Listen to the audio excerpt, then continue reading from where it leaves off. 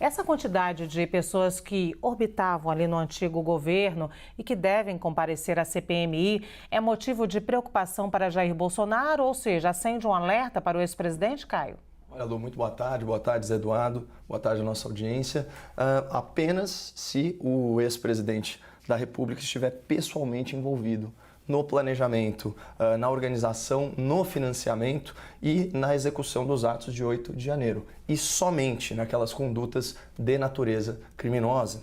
E aqui eu faço um parênteses muito importante, citando a conclusão de um artigo publicado pelo Procurador de Justiça aqui do Ministério Público de São Paulo, o doutor César Dario Mariano da Silva, aspas.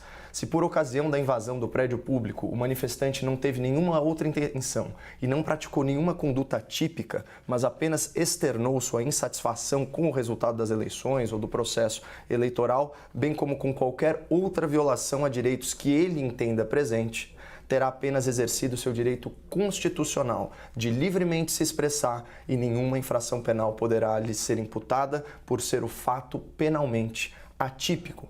Portanto, uma coisa é a manifestação na Praça dos Três Poderes e o ingresso temporário nos edifícios, especialmente naquelas situações em que não houve resistência da autoridade competente, como no caso do Palácio do Planalto. Outra coisa são os atos criminosos de depredação de patrimônio público e ocupação desses prédios com a intenção expressa de abolir o Estado de Direito ou depor de forma inconstitucional o presidente da República. Mas voltando aqui para a situação do Jair Bolsonaro nessas investigações. Por hora, o único vínculo apontado pelas autoridades entre o ex-presidente e as manifestações foi uma postagem relâmpago nas redes sociais em 10 de janeiro, 2 dias após os eventos fatídicos. E segundo a defesa aqui do ex-presidente, esse post foi realizado de forma equivocada, pois se destinava a outro aplicativo, não de rede social, mas de mensagens privadas. Tanto que a postagem foi deletada assim que o erro foi detectado pela equipe do ex-presidente, que, por sua vez, estava significativamente medicado. Portanto, Bolsonaro não tem com que se preocupar, exceto se houver provas cabais de que ele estava implicado numa suposta tentativa de golpe de Estado. O que, sinceramente, está mais para uma teoria da conspiração, considerando que ele não era mais o chefe das Forças Armadas, ele não era titular de Poder Executivo, ele estava fora do Brasil, hospitalizado, debilitado e há muitas semanas em silêncio. Agora, os fatos cada vez mais mostram envolvimento de altas autoridades nesse processo e coisas convergem para o Palácio do Planalto antigo. Ou seja, para o antigo presidente da República, que saiu no silêncio, foi para o exterior e aí, doente, meio dopado, fez uma mensagem apoiando aquelas manifestações. Ou seja, é um conjunto de situações que se soma à sua saída, à mudança do atestado, tudo se interliga. Tudo absolutamente se interliga. Portanto, preocupação sim grande para Jair Bolsonaro. Só para restabelecer aqui a verdade dos fatos, a manifestação do Bolsonaro sobre o 8 de janeiro foi peremptória e ela se deu no dia dos acontecimentos. Aspas, manifestações pacíficas na forma da lei fazem parte da democracia. Contudo, depredações e invasões de prédios públicos como ocorridos no dia de hoje, assim como os praticados pela esquerda em 2013, aliás, faz 10 anos, né, das jornadas de junho, e 2017, fogem à regra. Repudio as acusações sem provas a mim atribuídas por parte do atual chefe do Executivo do Brasil, aqui uma referência clara a Lula da Silva. Portanto, quando Bolsonaro se manifesta sobre o 8 de janeiro, ele repudia os atos. No dia 10, ele posta uma mensagem ou um vídeo, né, em referência a supostos vícios do processo eleitoral. Ele faz isso sem nenhum comentário, na rede social equivocada. Depois a equipe dele retira isso do ar. E a defesa dele alega que ele estava sob efeito de forte medicação, debilitado e que, tão logo o erro foi detectado, a postagem foi tirada do ar. Agora, o que me preocupa mais não é a questão das autoridades envolvidas, são as centenas de pessoas detidas de forma, no mínimo, controversa, para não falar ilegal, sob esse pretexto de investigação de um golpe de Estado. Seria o golpe de Estado mais mal ajambrado da história, né? Porque o suposto beneficiário estava fora do Brasil, hospitalizado e desinvestido de cargo público. E alguns dias antes, ele era chefe do Poder Executivo, chefe das Forças Armadas. Daí a minha ideia de julgar quem pensa dessa forma como partícipes de uma teoria da conspiração. Agora, por que é importante? E aqui eu cito de novo o artigo do Dr. César Dario, que aliás é procurador de justiça, é mestre em direito, especialista em direito penal. Ele diz o seguinte: qual que é a questão mais importante de ser respondida aqui? Há crime no fato de simplesmente ingressar no prédio público sem ter praticado nenhuma outra conduta e sem outra intenção, a não ser protestar contra alguma suposta violação de direitos ou de situação que o manifestante entenda errada? E aí ele vai discutir quais são as possibilidades de tipificação. Vai falar de esbulho possessório, vai falar de violação de domicílio, vai falar também do crime de desobediência. Mas quando a gente vê as imagens divulgadas com exclusividade, em primeira mão, pela CNN Brasil, da íntegra das imagens do Palácio, você vê que, pelo contrário, as autoridades no local, elas consentiram, se é que não facilitaram a entrada desses manifestantes que vieram a pé, não precisaram arrombar absolutamente nada, e em nenhum momento foram sequer admoestados, né, pelos agentes do GSI do governo Lula. Então, ele diz o seguinte, o doutor César Dario: a entrada ou permanência devem ocorrer clandestina ou astuciosamente ou contra a vontade expressa de quem de direito. Contudo, simplesmente ingressar no prédio público sem nenhuma oposição de qualquer agente público não haverá delito. Certo? Então, se o manifestante apenas ingressou no local para logo sair, sem o propósito de tomar posse do edifício, não tendo empregado grave ameaça ou violência contra pessoa ou coisa, desobedecido ou resistido à ordem de agente público e tampouco tido a intenção de abolir o Estado democrático de direito ou depor o presidente da República, não terá cometido nenhuma infração. As pessoas foram lá, sim, com o ânimo de quebrar, de destruir, de protestar, de tentar impedir que o novo governo tomasse posse. Isso era a mensagem que estava colocada na porta dos quartéis pelos acampamentos e que foi com uma correia de transmissão para isso.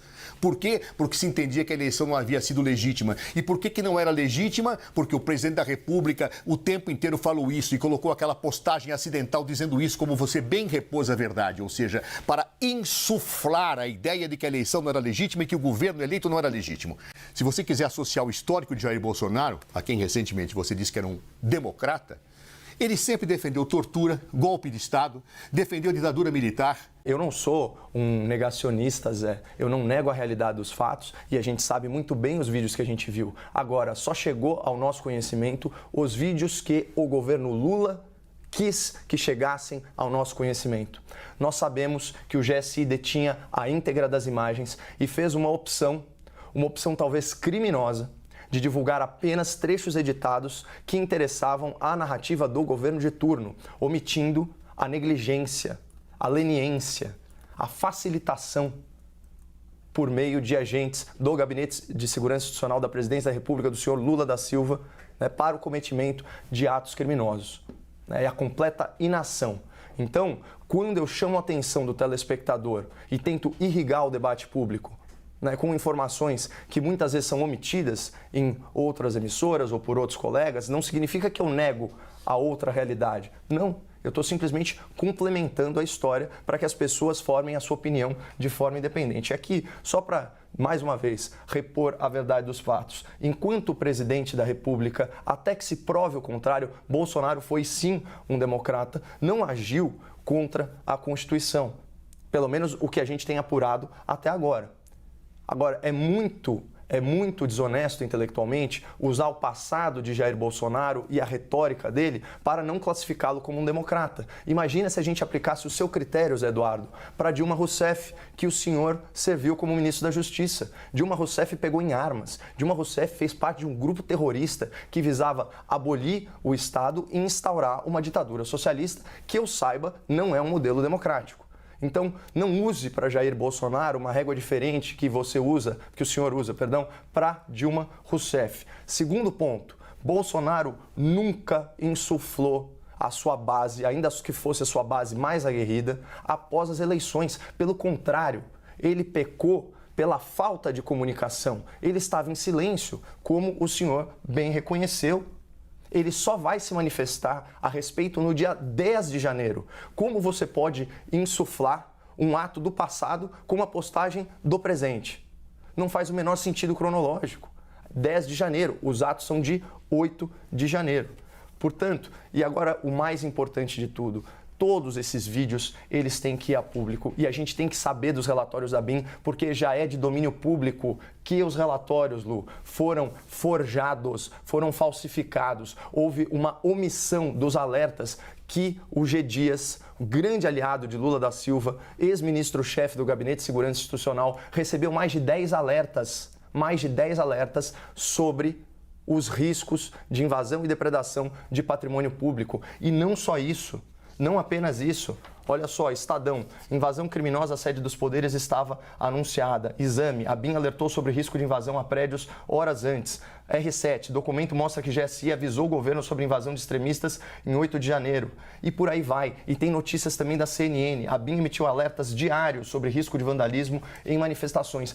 Todas essas informações têm que vir a público, porque está se concretizando uma situação gravíssima, que é o governo tinha plena ciência dos riscos e não agiu de acordo. Pelo contrário, como mostraram as imagens do 8 de janeiro do Palácio Planalto, pode ter facilitado o cometimento desses crimes.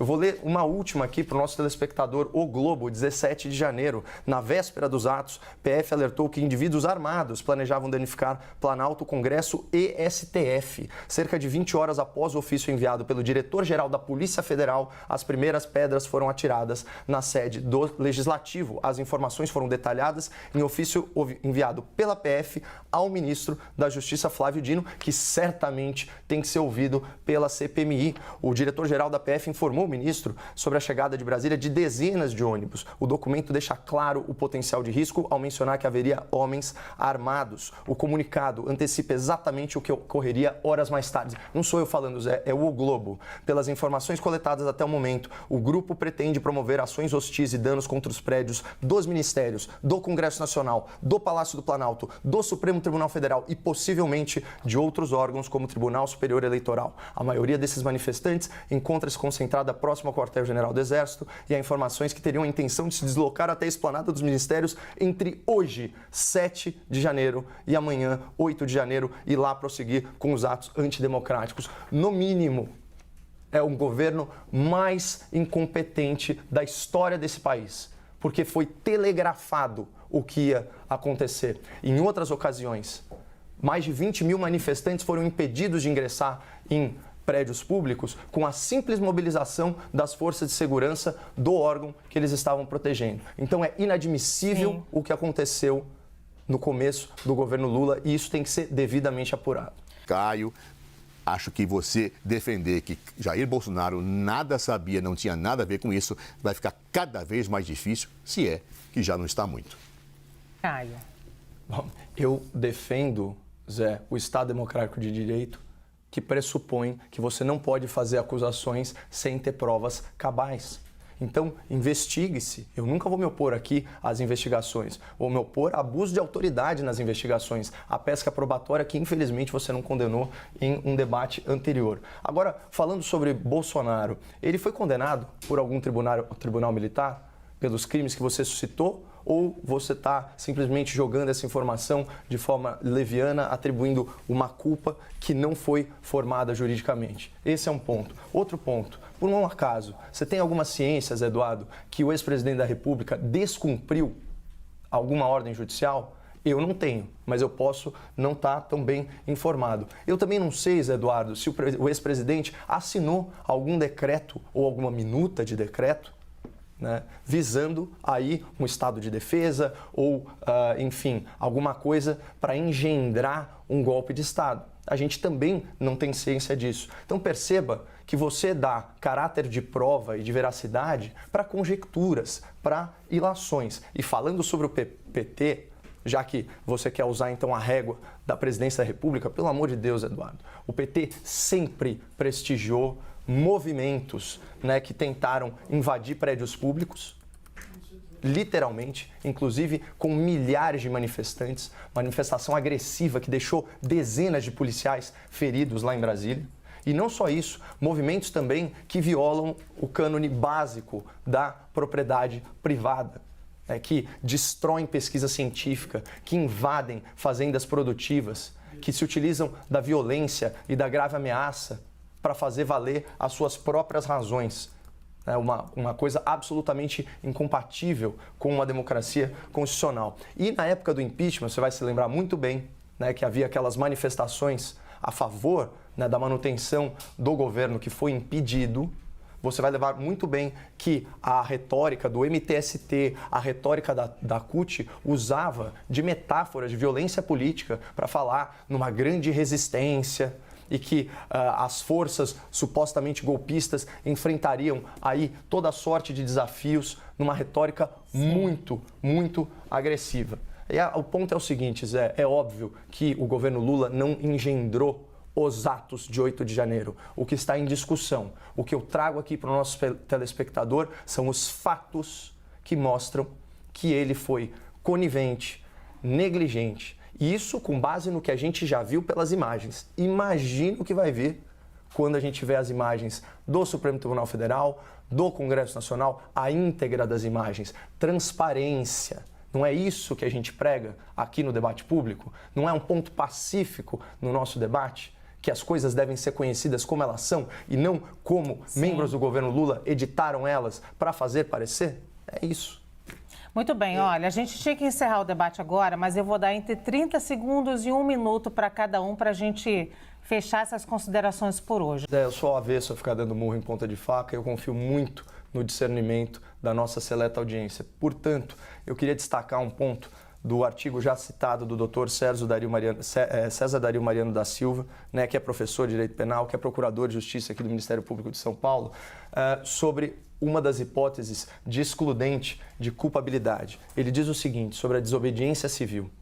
Mesmo que houvesse crime, poderia ser empregada uma causa supralegal de exclusão da culpabilidade. Falo da desobediência civil, que ocorre quando o sujeito se insurge contra o regime jurídico vigente e pretende a observância de princípios e regras constitucionais que estariam a ser desobedecidos. Por exemplo, um processo eleitoral que não seja rígido. Não estou falando de urna eletrônica, estou falando do processo em si. Evidente que a conduta não pode ferir bem jurídico de forma relevante, como quando são lesionadas pessoas ou causados danos patrimoniais significativos. Portanto, eu estou excluindo daqui os vândalos, os depredadores de patrimônio público. E o comum exemplo dado pela doutrina, coloca o professor, é justamente a invasão a prédios públicos. Portanto, eu deixo consignada toda a minha solidariedade às centenas de pessoas que foram presas e ainda algumas estão presas de forma tão injusta, tão arbitrária, tão autoritária, sem o devido processo legal, sem o respeito amplo à defesa, sem acesso, muitas vezes, pelos advogados aos autos, né? E utilizando aí o sigilo judicial como uma verdadeira ferramenta de opressão do Estado contra o indivíduo na sua plena liberdade de manifestação do pensamento e de manifestação política. É uma vergonha o que está acontecendo no Brasil.